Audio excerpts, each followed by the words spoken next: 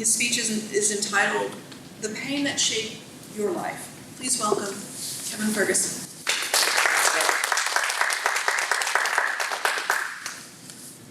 Is there a story in your past that truly shaped your life? I imagine you all have a great story to tell. For anyone following their passion, whether you're an entrepreneur or a business professional, it often centers around a pain or obstacle you had to overcome. A past pain or obstacle you had to overcome can be turned into an opportunity. Pain can shape your life. I know this because it happened to me.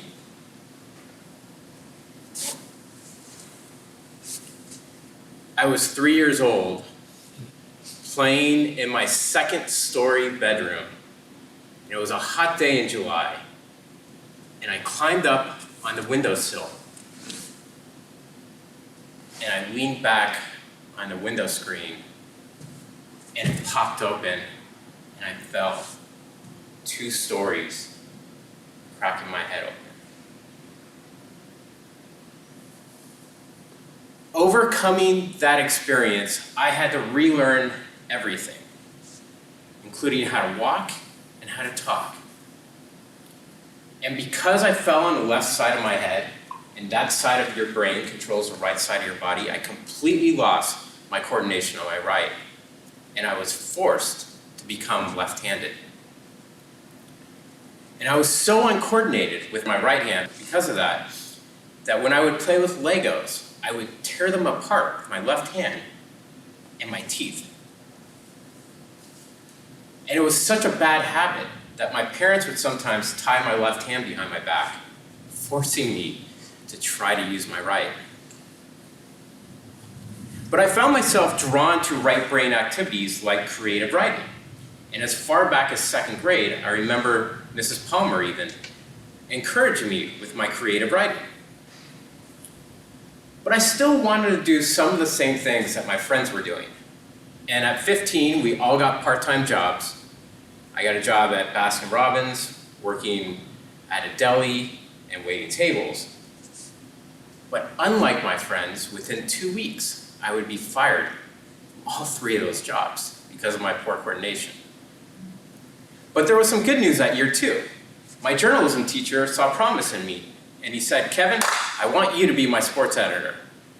And I did such a good job that he helped me get a job that summer at age 16, writing for the hometown newspaper, the San Mateo Times. It's like, I can't believe I'm getting paid to write about a baseball game. So I went on to get a broadcast journalism degree. My first job out of college was working as a TV reporter and cameraman for the NBC station in Palm Springs, which led to a 12-year career in journalism and TV, radio, and newspaper. So I took what at times made me struggle with self-esteem issues and turned it into an opportunity. And I see this all the time in my work. I'm a videographer helping companies develop their own brand stories. And there's often a painful story in their past that has led to where they are today. And a great example of this is a company called Palm Villas. It's a memory care assisted living community, and it's a warm and inviting community. They treat their residents like family, and they have interactive games to help stimulate their minds, especially the people in their community that have Alzheimer's. But many of their competitors can say that too. But their competitors don't have the Palm Villas story. Palm Villas is run by 2 brothers, Garry and Mike.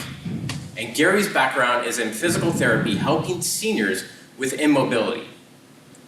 But their story is much more personal than that.